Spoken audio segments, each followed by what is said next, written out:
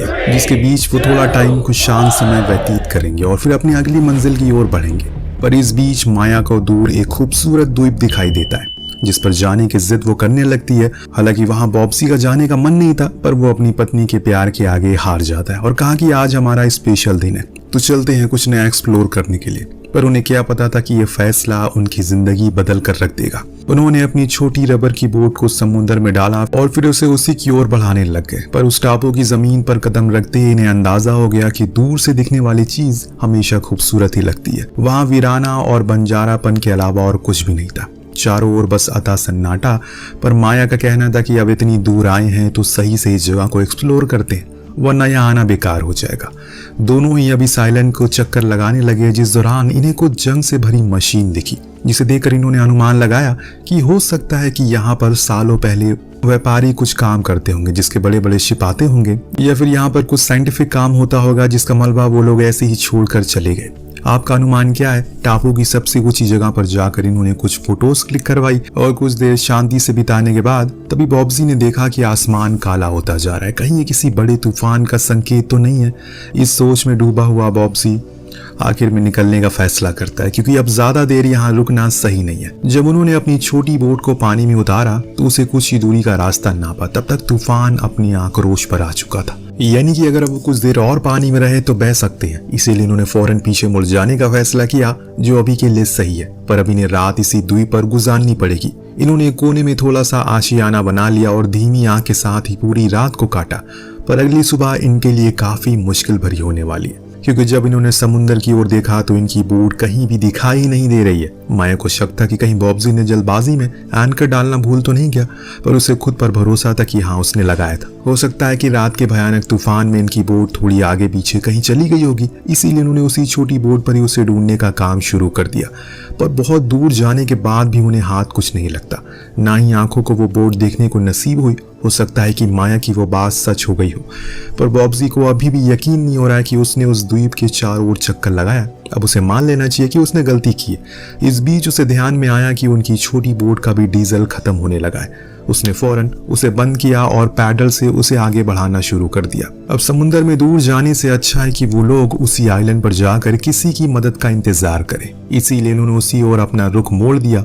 अब इन्हें भूख और प्यास भी लगना शुरू हो गई है, जो सबसे बड़ी लड़ाई होती है खुद को जिंदा रखने के लिए। ये उस जगह की सबसे ऊंचे पहाड़ पर गए उस उम्मीद में कि शायद आसपास कोई उम्मीद हो, लेकिन दूर दूर तक वीरानों के अलावा कुछ नहीं था। हाँ, तभी इन्हें एक पत्थर से गिरता हुआ साफ पानी जरूर दिखता है, जिसे पीकर ये अपने 2 दिन की प्यास को बुझाते। और उसी पानी के आसपास कुछ सी इंसेक्ट भी मौजूद थे, जिसे खाकर ये थोड़ी एनर्जी वापस लाते हैं। तब इनका दिमाग चलता है कि अगर इन्हें सच में खुद को रेस्क्यू करवाना है, अगर ये चाहते हैं कि वो इस द्वीप पर कोई गुजरने वाली बोट ही नहीं देखे, तो उसके लिए इन्हें पहले एसओएस का मार्क बनाना होगा। फौरन ये उसी काम में लग गए और आसपास की लकड़ियों को एक एसओएस का साइन बना दिया। पर बिना फोन और किसी भी रेडियो संचार की मदद से ये किसी को बुला नहीं सकते, सिर्फ इंतजार कर सकते हैं। फिर चाहे वो इंतजार 1 महीने का हो या फिर 1 साल का या फिर पूरी उम्र भर का, लेकिन कोशिश तो करते रहना चाहिए। अगर हार मान गए तो वैसे ही मारे जाएंगे। और इसीलिए इन्होंने उस खंडर पड़े कॉटेज से कुछ कैन निकाले, फिर उसमें खुद के लिए पानी स्टोर किया। एक दिन ऐसे ही खोजबीन के दौरान बॉब्सी को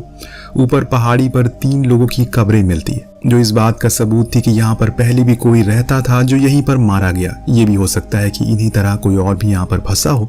खैर, अब धीरे धीरे करके समय बीतता जा रहा है। दिन से रात हो रही है और फिर दोपहर और फिर दिन, लेकिन सब कुछ वैसा का वैसा ही है, कुछ बदल नहीं रहा है। ऊपर से कम खाने की वजह से इन्हें कमजोरी भी आ गई है। बॉब्सी अपनी बीवी की हिम्मत बढ़ाता है और समझाता है कि उन्हें लड़ना होगा, हिम्मत से काम लेना होगा, वरना वो जल्दी हार जाएंगे। ये सब एक परीक्षा है। उनके आगे आने वाले दिन उनके लिए और भी बेहतर और खुशहाल होने वाले। पर ये बातें माया को अंदरूनी ताकत नहीं देती, जो चीज हमें दिखती भी है। कैसे काम करने के दौरान वो बेहोश हो गई, तब बॉब्सी फौरन उठाकर उसे झोपड़ी में लाता है। पूरी रात सोचने के बाद अब उसने निर्णय लिया कि उसे ऐसे हाथ पर हाथ रखकर बैठना नहीं है। उसका पेट नहीं भरेगा, उसे कुछ करना पड़ेगा जिसके लिए उसे नुकीला हथियार बनाए।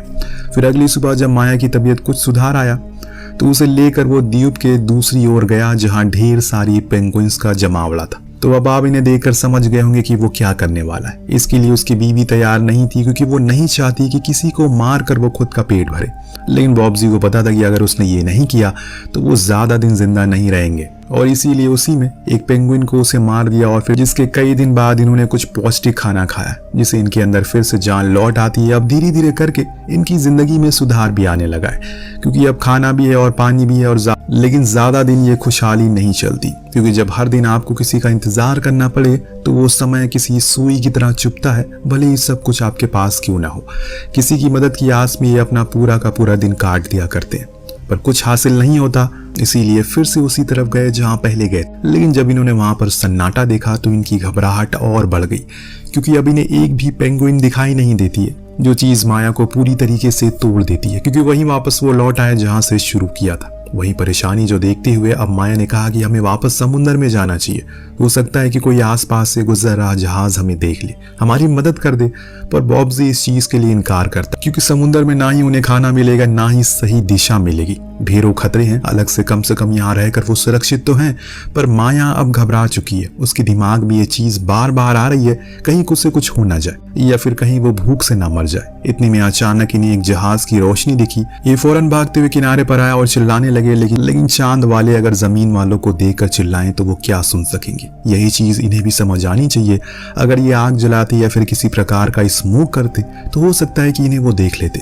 कुछ ही देर बाद माया आग जलाने की कोशिश करती है पर इतनी ही देर में बॉब्जी उस छोटी बोट को लेकर समुद्र में कूद जाता है। उसका कहना था कि वो उस जहाज के करीब जाएगा ताकि वो उसे देख सके और उसकी मदद कर दे, पर माया उसे चिल्लाकर कहती है कि वापस आ जाओ, वहां बहुत ही ज्यादा खतरा है। लेकिन वो मानने को तैयार ही नहीं था क्योंकि यही एक मौका है जिसे वो खुद के हाथों से जाने नहीं दे सकता। उसने अपनी स्पीड तेज की और उसी के पीछे जाता चला गया। दोस्तों, कुछ ही दूर जाने के बाद आखिर में वही हुआ जो हमें पहले से ही पता था। उसकी बोट का ईंधन खत्म हो जाता है जिसके कारण हुआ ये वो वहीं रुक गई और आगे बढ़ नहीं सकी। हालांकि वो बहुत दूर तो आ गया लेकिन उस जहाज के करीब नहीं पहुंच पाया, जिससे कि उसके सामने ही उसके बचने की उम्मीद चली जाती है और वो कुछ नहीं कर पाती। दूर खड़ी माया अपने पति का इंतजार में अकेले तरस रही थी पर वो नहीं लौटा, जिस चीज से वो पूरी तरीके से टूट जाती है।